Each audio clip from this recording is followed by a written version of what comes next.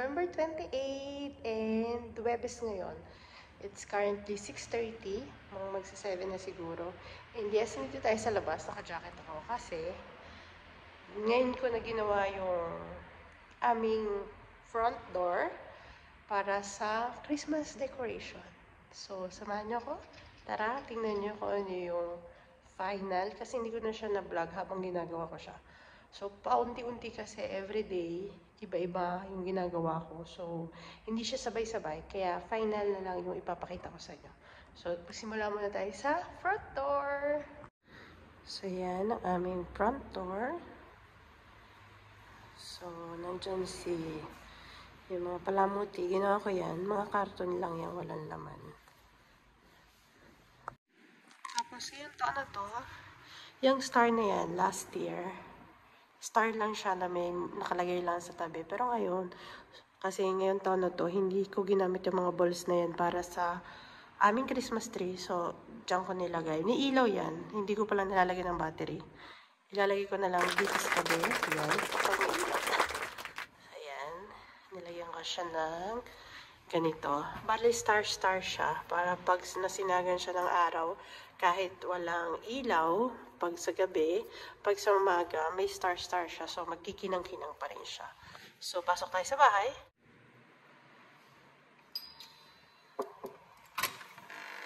Yes! So, never mind yun kasi tatapon namin yan. Kasi may nagbigay nito. So, may bago kaming dagdag this year. Itong aming baby Jesus. Itatapon kasi siya ng isang, dito, Italian. So, kinuha ko. Dahil ayaw namin magtapon ng ganyan. Si Anthony ang dami na nakuha sa basuran. Actually, kaya kami dumami ganyan kasi katatapon nila sa basuran kinukuha ni Anthony. At yan naman ang decor sa aming pinto kung saan papunta ka sa kwarto at ang isa naman ay papunta ka sa salas. Kaya ang aming Christmas tree. Oh, ganyan siya sa gabi. Meron din dito. Yan, umiilaw-ilaw siya. Ganyan. Tapos, ilagyan ko din siya ng ilaw dito sa baba. Yan. Anthony, pakibukas nga ng ilaw dito. Yan. Ganyan po siya pag may ilaw. So, yan yung mga konting gifts. Kapag balot-balot na kami ng gifts. Natumba na yon. So, ang team namin this year is white and red. Mapapansin nyo naman yun agad pagpasok natin ng pinto. So, kung makikita nyo, ang aming mga palamuti sa aming Christmas tree is yung mga picture namin this year, naming pamilya, the Carriedos. Si ate, si Anthony, yung mga yan. Actually, ang dami pa talaga. Kaso lang, hindi ko na alam kung saan ko ilalagay. Kasi hanggang likod talaga yan, meron.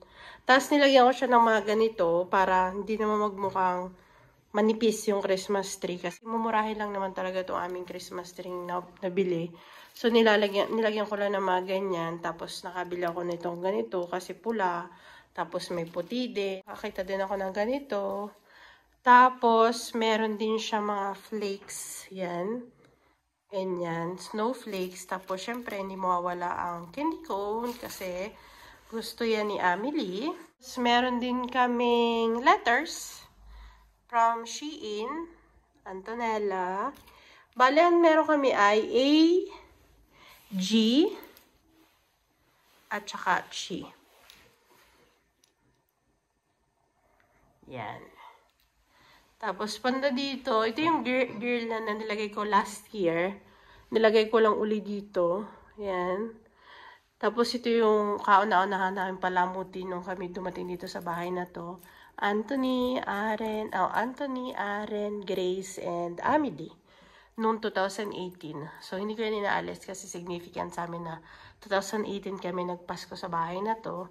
Tapos, yung ganito namin, nawala. Hindi ko na makita kung saan ko nalagay. So, bumili na lang ako ng ganito. Tapos, ako nagsulat nitong amin ni Anthony. Tapos, yung mga bata, sinalatan nila yung mga kanila. Ayan. Ayan. Tapos, may nagbigay lang yan. So, dyan ko na lang din nilagay. Para paggabi, maganda ang ating ilaw.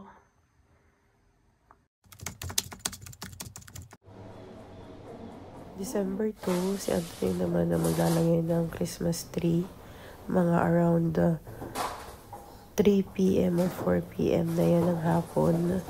Kasi nga siya ang caretaker ng condominium. So, tuwing may dadating na pare para sa bendisyon ng condominium, siya ang naglalagay ng Christmas tree every year. So, sabi ko, pagdating ko galing work, tutulungan ko na lang siya. So, siya muna nagtayo niyan. Nilagyan na rin niya ng ilaw. Tsaka mga balls para ang gagawin ko na lang is yung aming presepe. O, diba? Ang ganda ng pailaw ng caretaker ng condominium. Tapos, tumiting ako mga around 4:30. At naglagay ako ng presepe. Yung sabsaban. Presepe kasi tawag dito sa Italy eh.